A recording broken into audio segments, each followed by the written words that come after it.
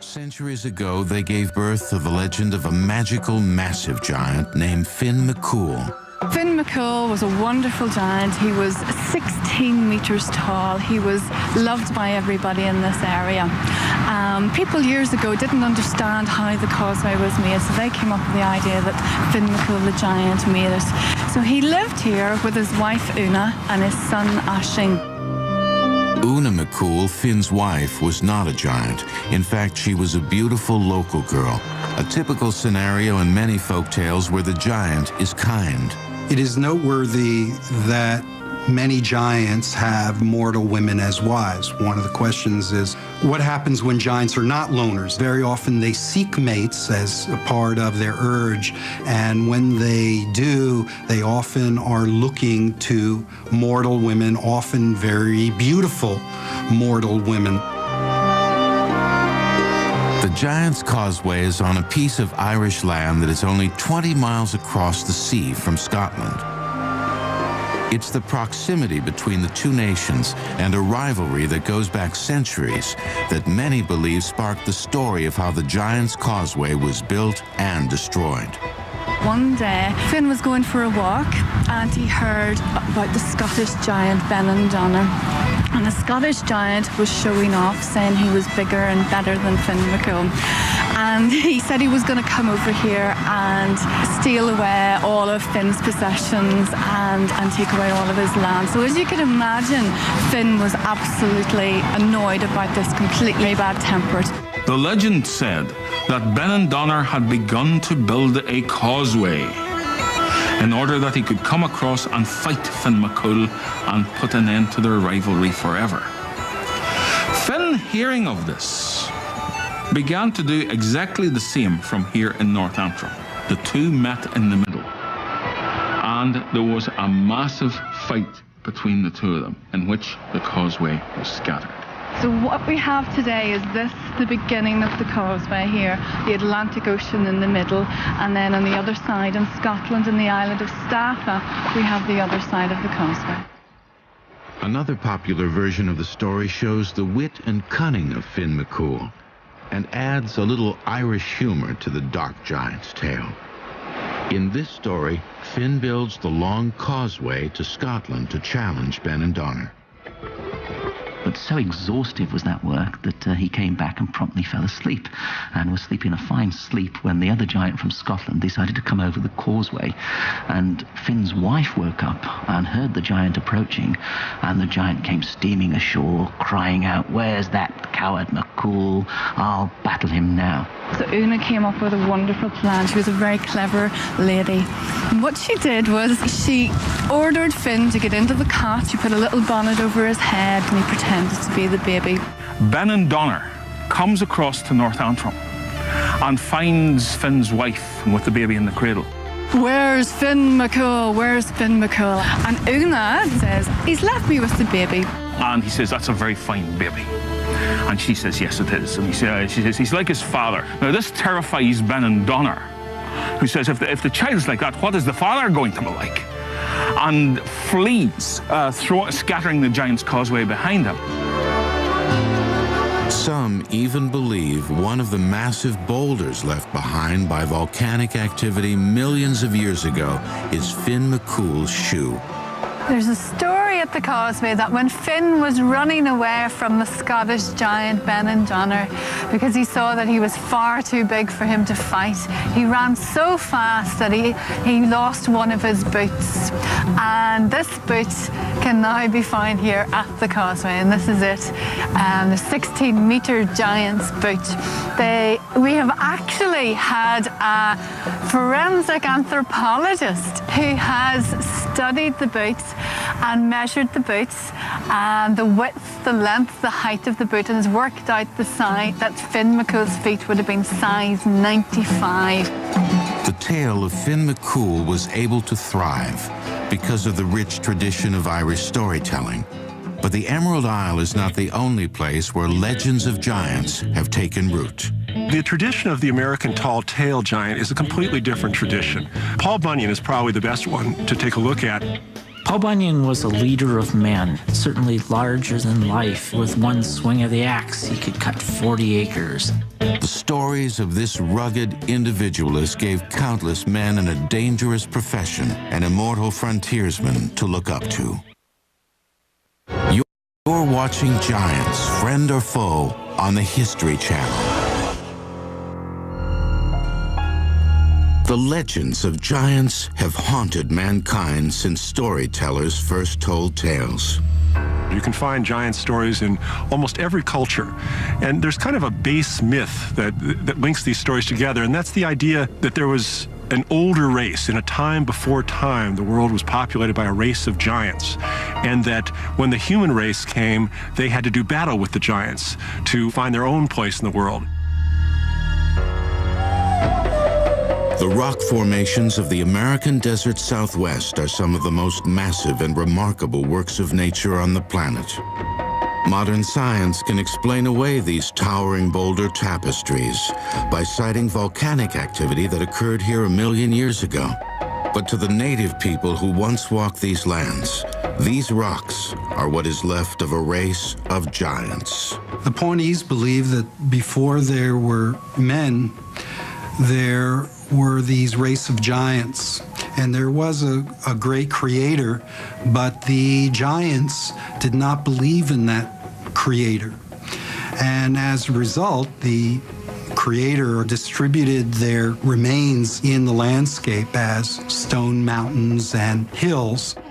Obviously, mountains are a big aspect in giant stories, and so many giant stories take place in the mountains. And all we have to do is look around us at the mountains here and see that it would be easy for early man to imagine giants inhabiting these mountains. But as the American continent became settled and European science could explain the existence of rock formations and other natural phenomena, the legends of giants began to change. American giants were slightly different to the European giants. The European giants had been very monstrous. But for the settlers in a new world, the landscape itself was monstrous, so you didn't need terrifying giants. What you might need was giants who were benign, who could help you. Big men. Nowhere was this more evident than in the turn of the 20th century logging camps of North America, where towering white pine trees were just waiting to be cut, in places like Maine, Michigan, and Minnesota. Life in these camps was brutally harsh. Men logged timber during the winter because it was easier for horses to pull sleighs filled with logs on ice rather than on dirt ground. The camps were self-sustaining mini-cities. Everything a logger needed had to be stored or made, because the nearest town was usually 30 miles away. Working in white pine logging camps was a pretty dangerous profession.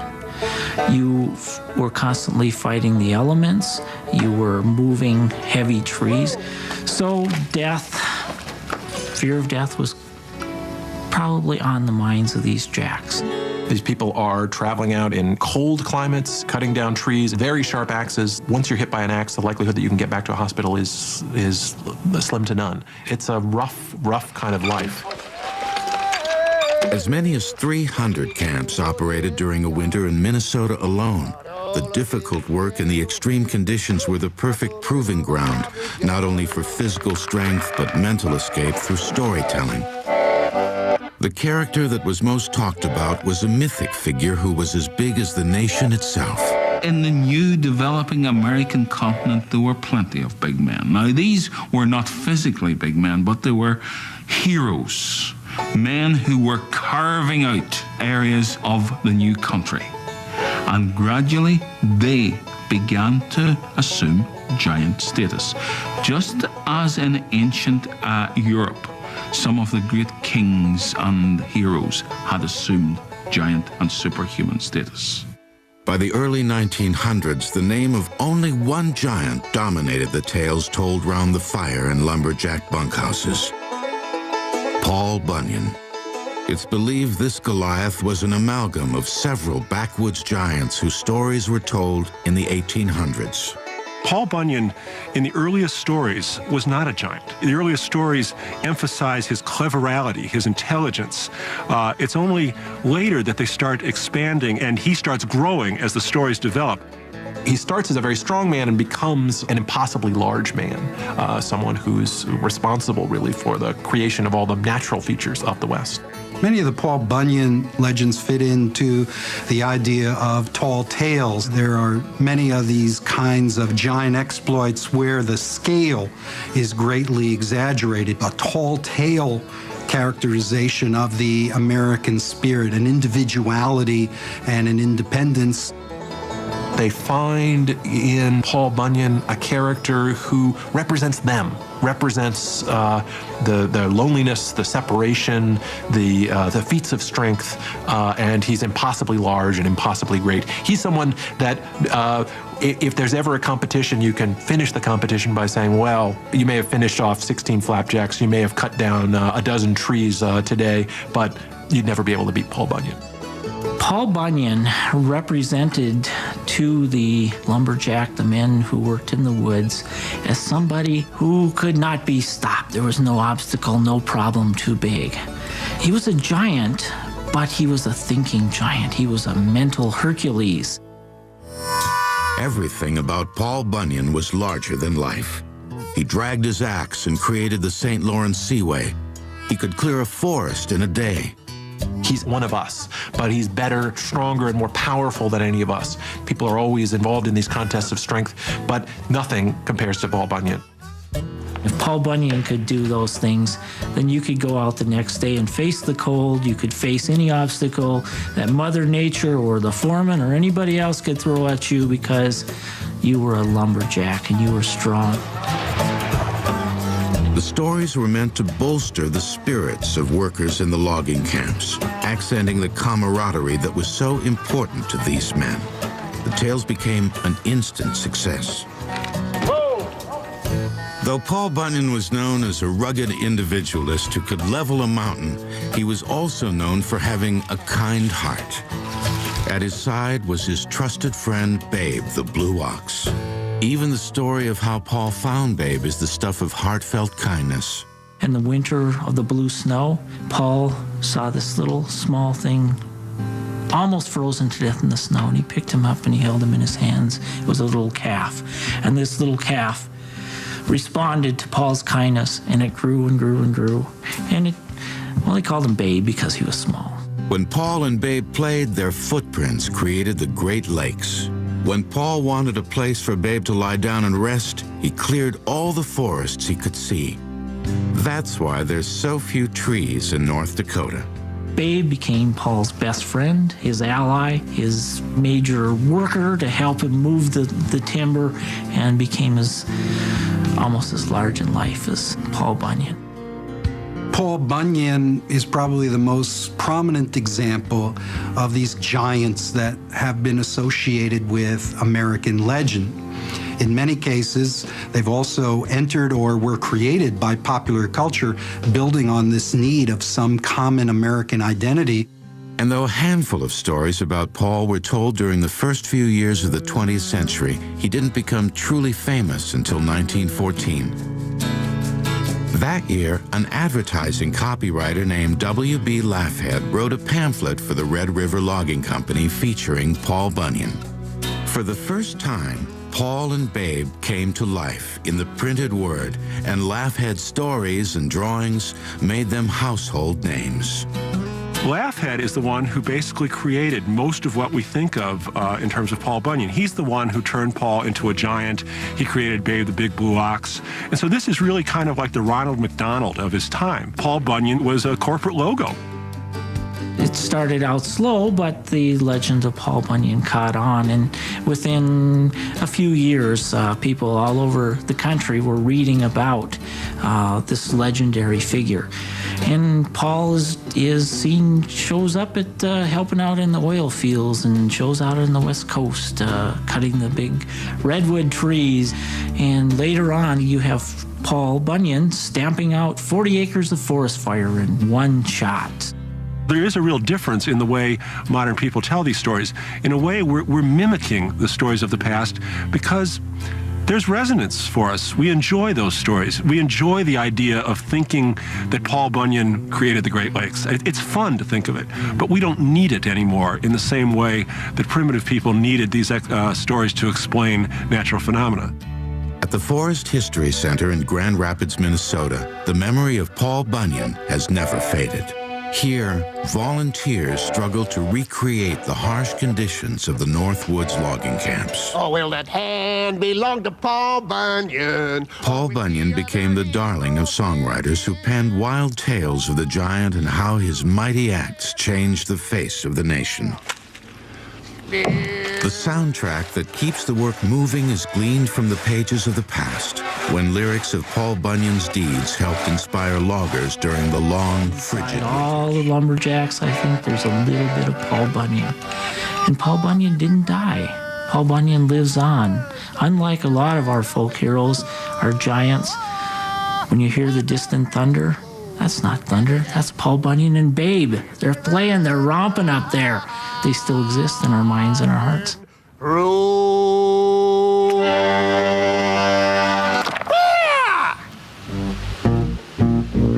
Across the Northwest, stories of Paul Bunyan continue to fascinate and entertain, while another legend emerged in the East.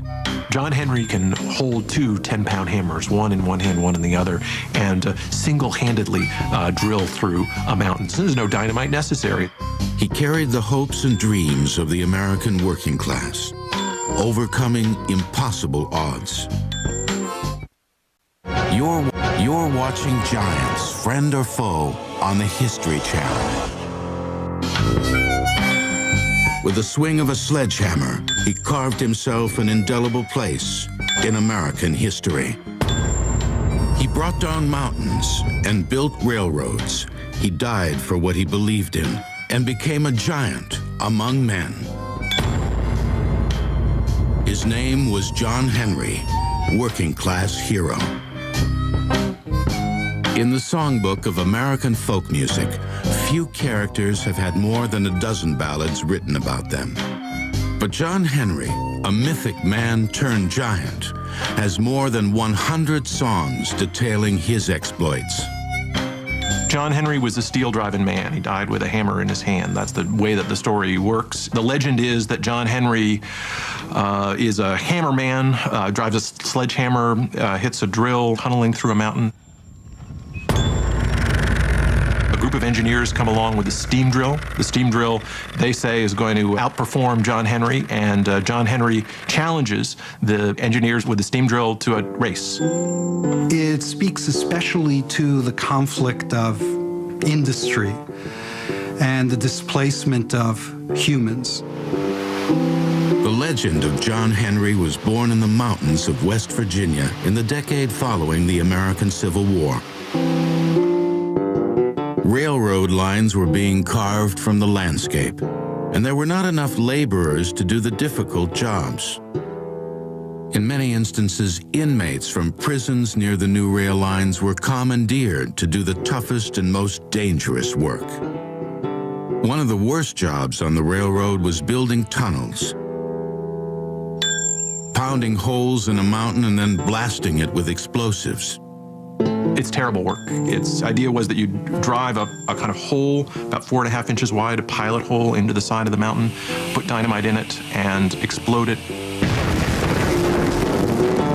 And so these people are moving through a tunnel with lots of sand and microscopic bits that they're inhaling then. Lots of the folks that are building the Lewis Tunnel, for example, all the convicts, there are 400 of them. 40 of them die in 1871, 40 of them die again in 1872. It's deadly work. In the post-war South, many slaves were freed, only to find themselves forced into a different type of bondage, put in prison on trumped-up charges. Legend has it that one of these convicts was named John Henry, whose brawny strength made him a natural for the tunneling jobs on the railroad. There was a real John Henry. In the 1870 census, he shows up in the Richmond Penitentiary. First name John, last name Henry, born in New Jersey, and ended up, like so many black men in Virginia, in this criminal system. And he's shipped to the Lewis Tunnel for construction. Despite all the free labor, railroad owners saw the way of the future not in the strength of men, but in the power of machines. A new machine was brought in that many believed could bore a hole faster than the men working on the railroad. The prideful John Henry challenged the engineers from the railroad company to a race, him against the steam drill. Lifting his 9-pound hammer, John Henry said, "Show me the machine. I can beat it." Competition was arranged between the two of them.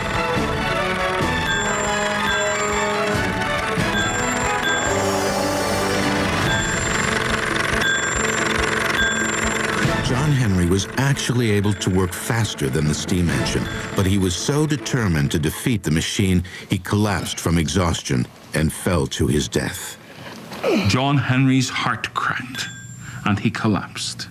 After completing a feat of supernatural ability, superhuman ability, John Henry became a legend because he had died beating the machine and showing the triumph of the human spirit over the mechanized world.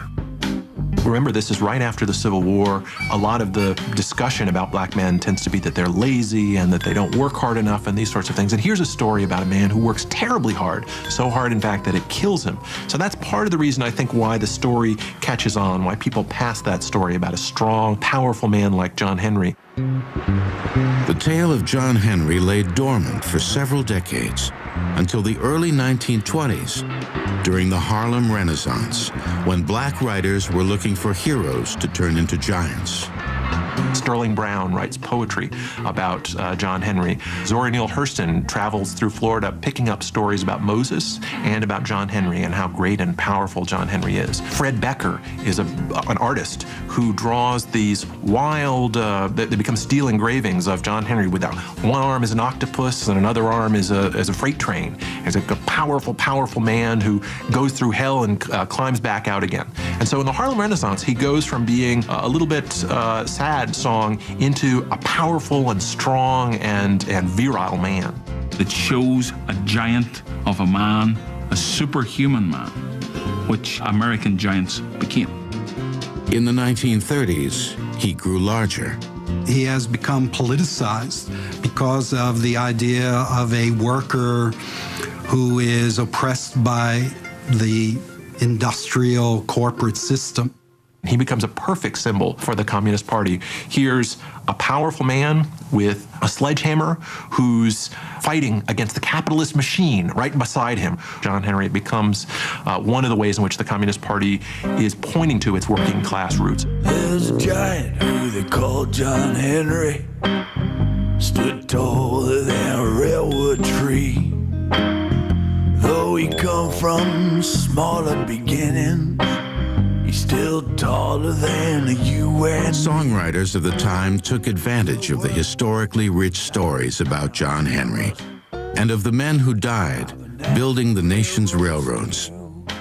One famous ballad ends with a line that for years had stumped historians. A lot of versions of the song end. They took John Henry to the White House and they buried him in the sand. And every locomotive that comes roaring by says, "There lies a steel-driving man."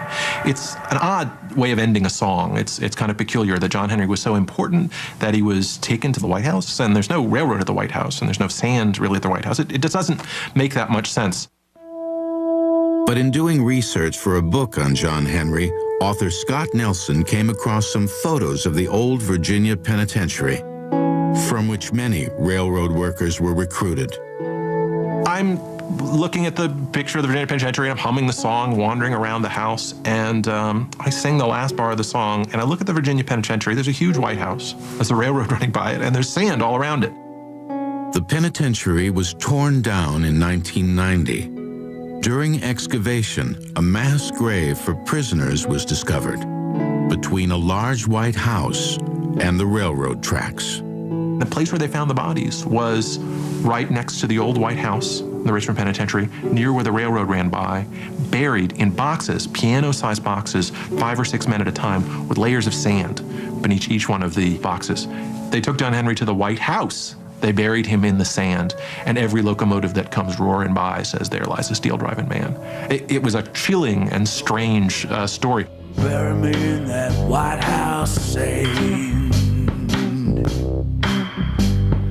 Bury me in that White House. No one will ever know what happened to the real-life John Henry. But one thing is certain, his legend will never die. If you've ever walked through a railroad tunnel, there's often water in the tunnel, and you can hear the water, and it sounds like a monster. Imagine people talking about that sound and saying, "That's John Henry. John Henry's not dead. You can still hear him hammering. That sound that sounds like a monster, that's John Henry." The legend of John Henry continues to echo throughout the land, not only in the train tunnels he bore into mountains, but in the hearts and minds of those who believe the strength of the human spirit is still the strongest power on earth. You're watching Giants, Friend or Foe, on the History Channel.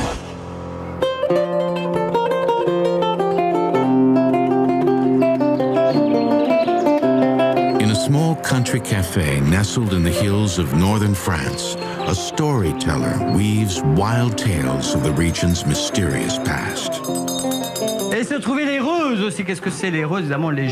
Ruses were the largest giants in the whole world, but they were very unhappy where they were. So they decided to take a trip around the Earth. For the trip around the Earth, they would take clumps of Earth. And why clumps of Earth? For a trip around the Earth? This story is a little too down to earth, so let's do it again. One of the best love stories he tells is how his town named Cassel came to be. There are 2 large hills that make up this village, and locals have an explanation of how the hills got there. It is said that the land formation is what's left of 2 giants who fell dead here hundreds of years ago.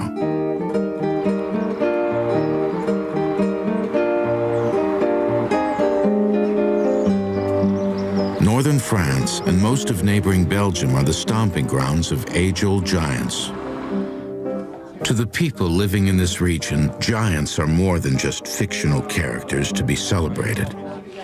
It's tradition to hoist a glass of some of the finest beer in the world, which happens to be named after giants. In fact, throughout the region, the image of giants are woven into the fabric of nearly every aspect of life. In the town of Ath, Belgium, called the City of Giants, people continue to celebrate the region's storied relationship with the giant kind. The giants phenomenon in art is very old. It started with procession in the Middle Ages, and then it's still alive today, which isn't the case in other towns.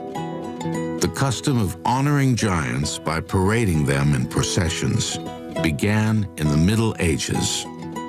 The Catholic Church started the tradition in the 15th century as a way to teach people religious stories. It was first religious ceremony. So church wanted the people, the population, to learn something about the Bible, and it was a good medium. They had a procession with various topics about the Bible. Some say the festivals began as a way to worship multiple gods. Many of them are fertility gods, and processing them and showing them to the people ensures a good harvest. The history of the town's giants is as colorful as the stories they depict. More than once, the giants have been threatened with destruction during horrific wars. During the French Revolution, when the governments of both France and Belgium were under attack by revolutionaries, many of the giants were set fire and destroyed. The giants had to be built again because it was really the heart and the history of the city. So The French could burn it, but it wasn't. It was just a few years. Then they built it again because the giants belonged to the city. Following the fires of the revolution, the people of Ath changed their view of giants. The behemoths became guardians of the town, not religious symbols. Processions continued unabated until World War II, when once again the giants were in danger of being destroyed, this time by the Nazi occupation of France and Belgium. The Nazis did their best to outlaw the region's love of giants in an effort to curtail local traditions. But the people's love for their giants somehow managed to survive. Even under occupation, school children in Belgium would put together mini processions of their giants. In the years following the war, the love for giants in Western Europe grew even larger. Today, giant processions are major events that attract thousands of people. For those in Ath who are part of bringing the giants to life, being involved in animating these creatures is a big honor. The people working for the giants, who dress them, they are very proud to prepare them or to carry them. It's really an important part of their own family. Many hours of preparation go into every aspect of these handmade giants. The face is carefully formed from clay. A wicker basket is fashioned for the base, with straps inside so a man can carry the giant. Clothes for the giants are chosen based on their personality and character, which range from soldiers and politicians to dancers and blue-collar workers.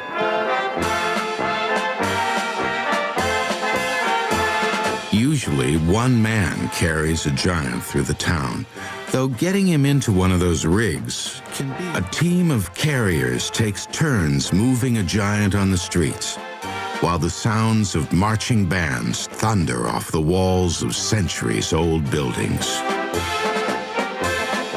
One of Ath's most popular giants is Goliath, from the Bible story. There's a duel between David and Goliath that is depicted when a young boy from the town attempts to throw a beanbag through a small opening in the giant. In the Bible story, Goliath is very bad. He was defeated by David. So on the Saturday here, you also have a duel between Goliath and David, and everybody hopes that David will win. If David wins, then Goliath starts to dance, and everybody is quite happy about it. But the following day, the giant story is transformed. Instead of Goliath being a pagan champion of the Philistines, he's a symbol of the town's adoration of their giants. The next day, there is the wedding, and that's really a feast. Goliath has a wife, and everybody is very happy, is getting married, and there's a whole ceremony. So it's not the Goliath of the Bible then. It's somebody else. He symbolizes the city of Ath.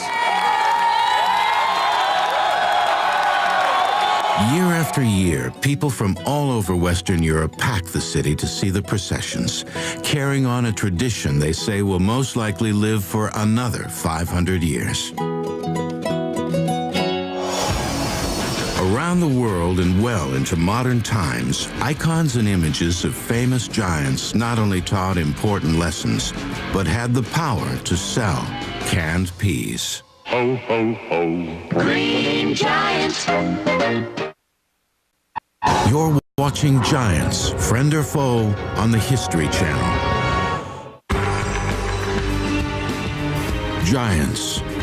In the modern age, they conjure up images ranging from monsters at the movies to advertising icons that sell canned peas. But the real-life counterparts of fictional giants are perceived in much different ways than what is seen on film and television screens. Since the age of photography began, images of real-life giants have been well chronicled. Considered by most people to be nothing more than circus freaks, life for those who resembled giants in fairy tales was never easy. In early days, life must have been pretty awful. They were regarded as freaks. They were regarded as people to be feared. They were regarded as great curios. So I would assume that life, even for a modern giant, would be painful and pretty awful. One person who suffered in this existence was Robert Wadlow. He was born in 1918 in Alton, Illinois. I'm Robert Wadlow, 12 years old, and weigh 240 pounds, and I'm about 7 feet tall. As an adult, he stood 8 feet 11 inches, which makes him the tallest person in the history of the world. An overactive pituitary gland was the cause of Wadlow's huge size. Because he was so tall, his life was difficult, but he was always friendly and willing to talk about his height. The locals in Alton nicknamed him the Gentle Giant. By all accounts, he was a genial sort of fellow. But I also gather that he was given to periods of Great Depression, and he was actually living in great pain because of the bone ailments from which he suffered. And I suspect Wadlow himself would have suffered from a slight curvature of the spine, which made it very difficult for them to sit in a chair like this and be comfortable. Wadlow died in 1940 at the age of 22. Because his pituitary gland was heating his body like a blast furnace, he was unable to fight off an infection. The challenges faced by Robert Wadlow still afflict people of extraordinary size today. Though he is the child of normal-sized parents, George Murashon is 7 feet 7 inches tall. Like Wadlow, Murashon's height is the result of an overactive pituitary gland. Sometimes I grow over the summer, I grow like 6-7 inch. And when I go back to the school, my friends say, "Man, over the summer you grow so much." Giants of today are stars in places like the National Basketball Association and can make millions in product endorsements. Murashon is no exception. He was one of the tallest players to ever wear a professional uniform, playing professional basketball in both Europe and the United States. When I start to play basketball, I start to feel normal, because everybody was tall, and I don't feel I was tall. I feel I was just a normal player. His size also brought him fame on the silver screen when he played opposite Billy Crystal in the movie My Giant. Billy Crystal saw me when I got drafted in 1993. And when he see me in the draft, he said, "This is the guy who can play my script." For me, it was something exciting. It was very exciting. But the realities of being nearly 8 feet tall can at times make negotiating through a normal-sized world a challenge. And though he dwarfs his average-sized son when the pair goes grocery shopping, Murashon says the people in his town accept him and appreciate him for who he is, and for being a giant. There are some short people, there are some tall people. Not everybody's normal, everybody has something different. Though giants like Murashon have found ways to live normal lives, the images of fictional giants continue to be used for shock value by storytellers in the modern age of film and mass media. Certainly in modern-day films, giants have gone back to their medieval personification. They're menacing, they're a nuisance. Again, they're the very sort of thing that mankind has to overcome. And indeed, again, we're going back to this personification of a challenge that mankind, using his ingenuity, his bravery, his courage, can eventually defeat. Modern films continue to mine tales past and present of the giant kind, because just like storytellers of old, giants come with built-in fears common to us all. We can look to popular culture and see in films instances where there are still mysteries that have to be worked out, and giants become symbols for that. They have become subjects of B-movies. Attack of the 50-foot woman. They're coming to destroy our ordered world and coming to destroy our civilization. During the 1950s, with so many of the films that create giants out of ordinary circumstances, they occur as a result of nuclear disasters. At a time of fear of what the effect of our own science has been, this was a very common theme. Today, in addition to nuclear disaster or radiation, we also see such themes being used around artificial intelligence, or sometimes even UFOs, or alien beings that come in as giants that need to be defeated from ordinary wits, or of finding a particular weakness in those giants. Giants are most often employed as the ultimate boogeyman, inherently mindless, evil creatures whose only purpose is to destroy the earth and humans. But making giants appear real is not easy. This was especially true during the 1950s and 1960s, when giants first became pop culture icons on the silver screen. The man credited with taking the image of giants out of the pages of storybooks and giving them a realistic portrayal in films is Ray Harryhausen. Harryhausen's skills as a filmmaker helped combine live-action actors with specially photographed giants. Though this was the age of space aliens and the Cold War, many of Harryhausen's giant stories were set in the world of ancient Greek mythology. I've always been attracted to the outrageous, the giant size. And that's why Greek mythology appealed to me, because the Greeks always thought the gods as just enlarged people like themselves. And they always pictured them as simply giant people living up in Mount Olympus. Many of his films, which used state-of-the-art technology, such as optical printers, are considered classics. In the film Jason and the Argonauts, Harryhausen created an intimidating-looking creature called Talos, a metal statue on a rampage. This is a model of Talos. It's made of fiberglass, but it was made from the same mold that the original model. I had to make him jerky, and I got criticized for that as having some jerky animation in the picture. But he was made of metal, and I felt that he should look, not too smooth in his walking, because he's not used to walking a bronze statue. But pop culture images of giants have been used for more benevolent purposes. For example, one of the most famous uses of a giant has nothing to do with wicked images and mass destruction. He's known as the Jolly Green Giant, one of the world's most recognizable advertising images. Giants are used in popular culture, for example, in advertising campaigns, perhaps the most famous example being the Jolly Green Giant. Who can resist? Ho, ho, ho. Ho, ho, ho. Green Giant. He was born in 1928 when the Minnesota Valley Canning Company put his image on the side of a can of extra-large green peas. The company eventually changed its name and became known as Green Giant Foods. The image of the Green Giant was known throughout the world. They live in a valley in which corn grows all the time, and they harvest it, and display the fruits of their labors to yourself and allow you to buy it.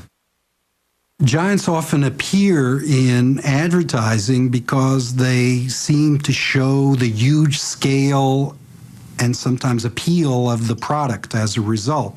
Giants also indicate that the product can be magical because of our association with this oral tradition. But even the Green Giant was not always considered so jolly. When designers first tested his image in the late 1920s, they found that the giant was too ominous looking. To make him more likable, his face was softened, and he eventually became the smiling, happy giant that he is today. It's a colossal figure, but it's a memorable figure, and I think that's the point of them to the popular culture. Ho, ho, ho. You see a giant, you remember a giant. Despite a few smiling faces, most of today's images of giants are from the dark side. Villains that lurk inside our souls, exploiting deep-seated fears we've carried since childhood.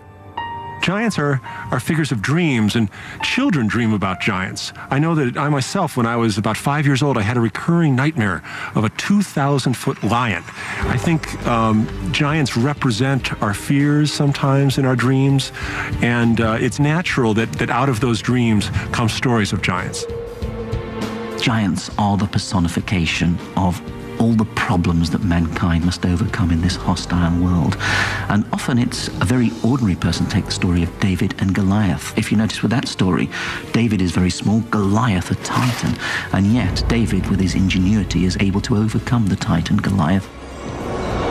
Jack the Giant Killer. Jack is an ordinary boy, and yet his ingenuity, his quick-wittedness means that he can defeat the giant. The moral is there is nothing, no problem that we cannot overcome with our courage and our ingenuity. Despite some who scoff that tales of giants no longer have a place in a modern world, those who study the stories say there will always be a home for the giant kind. One thing we can't escape is death, and giants question our own mortality.